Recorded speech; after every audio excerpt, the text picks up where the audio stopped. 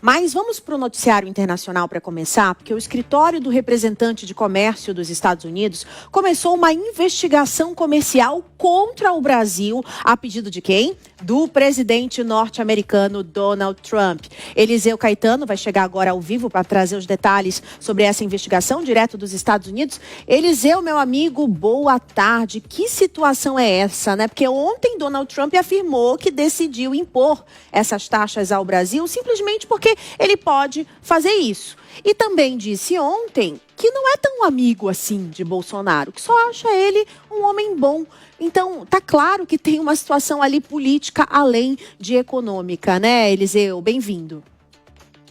Acho que sim, viu, Márcia? Já ficou claro, pelo menos para algumas pessoas envolvidas nessa situação, de que sim, são dois pontos muito claros nessa questão. O ponto político e, assim, o ponto comercial. Muito boa tarde para você, para o Bruno e para todo mundo que acompanha em tempo real aquilo que é notícia nos Estados Unidos. A gente fala ao vivo, direto de Miami, nesse momento, 1h da tarde, com 5 minutos aqui na costa leste do país. Temperatura lá fora, 23 graus Celsius no início da tarde desta quarta-feira. A gente está acompanhando o aumento da escalada da tensão entre os Estados Unidos e o Brasil, não apenas mais por causa do tarifaço, que segue valendo e, ao que tudo indica, vai entrar em vigor a partir do próximo dia 1º de agosto, mas por conta dessa investigação que foi aberta hoje, oficialmente, por parte do escritório do representante de comércio dos Estados Unidos e a pedido do próprio presidente Donald Trump. Essa investigação formal vai avaliar supostas práticas comerciais desleais do nosso país, Márcia. Essa iniciativa, com base na seção 301 da legislação comercial americana, ela foi a mesma utilizada há alguns anos atrás com relação à China. Os mais antigos vão lembrar disso. Segundo o documento que foi divulgado pelo governo americano, os produtores brasileiros têm se beneficiado de políticas fiscais e de subsídios internos, criando um ambiente de concorrência desleal. O foco será principalmente em setores como aço, alimentos industrializados, calçados e têxteis. A gente tem aí uma arte que mostra parte desse comunicado. Aliás, nós temos uma arte do comunicado inteiro na íntegra e nós separamos trechos. E a gente começa, obviamente, pelo início, né? Quando esse escritório de representação comercial americano diz e anuncia oficialmente o início das investigações pela seção 301 sobre as práticas comerciais desleais do Brasil. Esse é o e-mail que a imprensa recebeu e o governo do Brasil também, viu? E aí depois o e-mail discorre, né, explicando os motivos, né, dessa abertura de investigação que, atenção, hein, Márcia, pode resultar na aplicação de tarifas adicionais sobre os produtos brasileiros. Então, além dos 50% do tarifaço que deve entrar em vigor a partir do próximo dia 1º de agosto, se essa investigação levar o governo dos Estados Unidos a confirmar, o Brasil pode ser sobretaxado, ou seja, uma taxa em cima da taxa. O processo de duração previsto é de 12 meses e durante esse tempo o governo brasileiro será notificado, obviamente, oficialmente, para prazos aí de resposta e possibilidade até de audiências públicas, Márcia.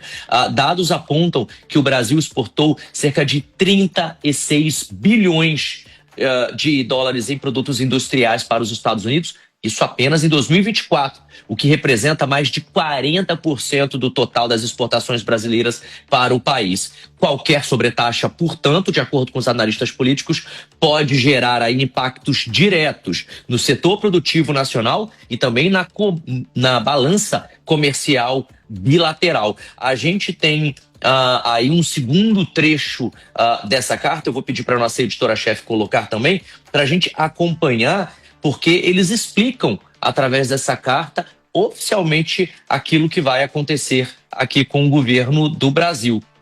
E essa segunda arte mostra exatamente isso. Eles dizem o seguinte, eu vou ler aqui, minha letra está bem pequenininha, mas olha, hoje o escritório do representante comercial dos Estados Unidos iniciou uma investigação sobre o Brasil, sob a seção 301 da Lei de Comércio, que é de 1974, Márcia. A investigação buscará determinar se atos, políticas e práticas do governo do Brasil relacionadas ao comércio digital e de serviços de pagamentos eletrônicos, tarifas preferenciais injustas, interferência anticorrupção, proteção da propriedade intelectual, acesso ao mercado de etanol e desmatamento ilegal são irracionais ou discriminatórios e se oneram ou se restringem o comércio dos Estados Unidos.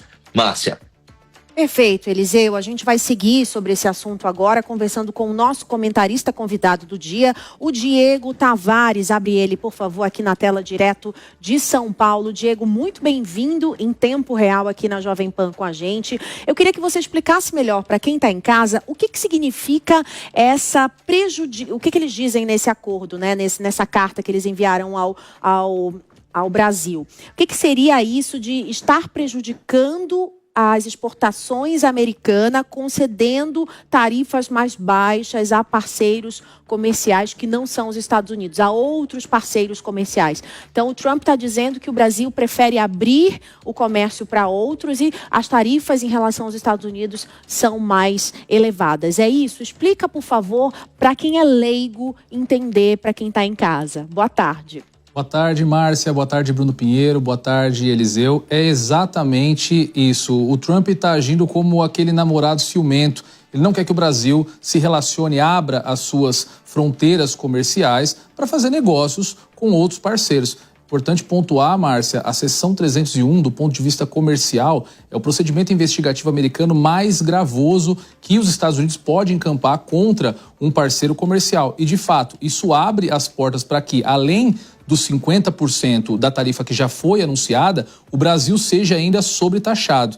E o que isso pode ocasionar aqui dentro do país? Não é só o encarecimento das exportações, não é só na ponta que fica isso, não é só no grande empresário, no grande exportador. Existe toda uma cadeia produtiva por trás desses exportadores que é atingida com essa tarifa. Então, muito possivelmente, nós teremos empregos atingidos e verdadeiros setores produtivos colapsando se essa tarifa não for revertida ou ao menos amenizada. Diego Tavares, ao vivo de São Paulo, repercutindo então e comentando, analisando as suas reflexões sobre essas ações dos Estados Unidos. Agora essa investigação sobre uma área comercial que envolve até a 25 de março, uma rua importante, uma avenida importante em São Paulo, que é muito movimentada pelo comércio, no varejo, inclusive, mas não envolve somente isso não. Tem uma reflexão no Banco Central, a ferramenta do Pix, inclusive agora também acaba sendo alvo de uma investigação dos Estados Unidos. E é isso que a gente vai comentar agora, porque isso acaba unindo tanto os aliados do governo quanto os aliados da oposição. E aí eu te explico justamente por que o que aconteceu. Já que essa ferramenta do Pix, ela começou a ser lançada lá no governo do Michel Temer, quando chega o governo de Bolsonaro, essa ferramenta ela é lançada. E aí, de repente, foi algo que deu muito certo. O ex-presidente Jair Messias Bolsonaro sempre relembra em suas entrevistas, em suas declarações, que essa ferramenta do Pix, que deu mais autonomia para o comércio, inclusive para as movimentações financeiras, foi algo muito importante na sua gestão. Ele usou isso, inclusive, na campanha eleitoral. Agora, os Estados Unidos começam a falar de uma ilegalidade sobre esta ferramenta. E aí, o que está acontecendo? Os aliados da oposição e os aliados do governo estão fazendo o mesmo discurso. Olha, não fale de algo que está dando muito certo. Não reclame de algo que é nosso, que foi lançado aqui. E aí tem essa repercussão. A gente já tem, inclusive, uma repercussão do senador Humberto Costa, que usou as redes sociais hoje um pouco mais cedo, fazendo esta defesa desta ferramenta do Banco Central. E aí eu conversava agora há pouco com alguns representantes do governo, dizendo é necessário uma força-tarefa, é necessário que integrantes do Banco Central lance um tipo de campanha para fazer esta defesa da nossa ferramenta. Hoje, um pouco mais cedo, também lá na Câmara dos Deputados, o deputado Lindenberg Farias, o deputado Rogério Correia reclamaram e disseram que é necessário respeito à nossa nação, que enquanto os aliados da oposição de Bolsonaro, eles estão insistindo para uma investigação ou aplicar uma nova taxação em relação a isso, o governo estava analisando a isenção do imposto de renda àqueles que ganham até R$5 mil. De acordo com o Lindenberg, é uma canalice, no olhar de Lindenberg, essa investigação dos Estados Unidos. Então a gente consegue ver que, juntando este caso, une a esquerda à direita em defesa de um assunto importante que é uma ferramenta do Banco Central. E nesse discurso, a gente vê que essa confusão, ela não fica somente restrita aos Estados Unidos, acaba vindo para algo interno nosso aqui, que será claramente usado numa campanha eleitoral. Então está difícil acabar essa discussão, já que uma coisa acaba ligando na outra. Essa informação de uma investigação chegou ontem à noite